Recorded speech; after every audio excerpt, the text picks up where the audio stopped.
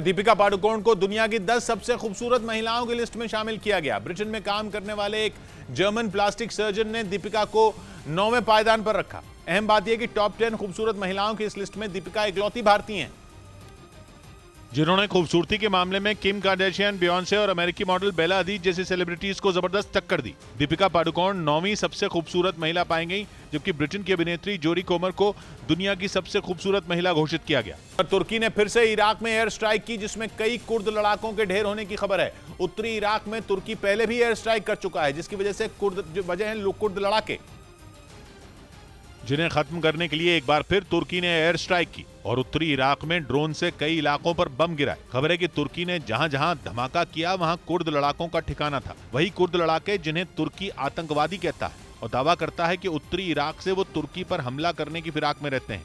तुर्की ने इसी वजह से इराक में घुसकर उन्हें मारा और दावा किया कि उसके हमले में कई कुर्द लड़ाके ढेर हो गए। इस मामले में तुर्की की सरकार ने खुद ट्वीट किया और दावा किया कि कुर्द लड़ाकों की मौत का आंकड़ा बढ़ सकता है, क्योंकि इस बार उसने जो एयर स्ट्राइक की वो उसने पूरी तैयारी से की।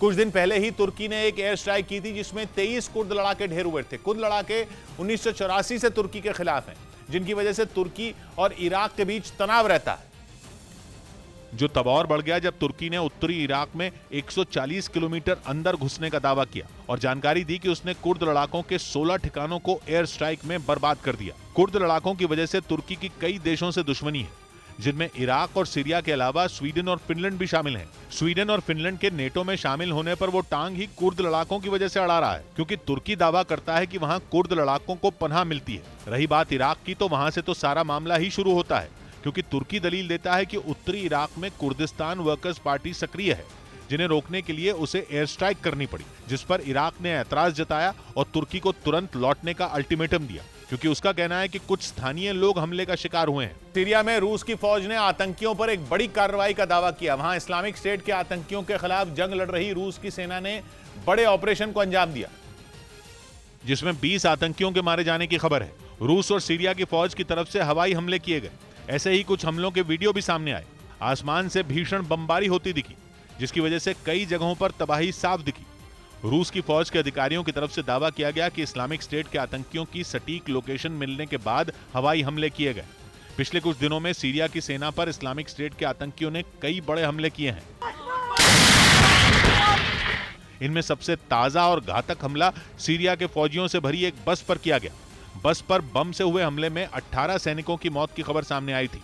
तभी से सीरिया और रूस की फौज आतंकियों को जवाब देने की तैयारी में जुटी थी। सीरिया बरसों से गृह युद्ध की आग में झुलस रहा है।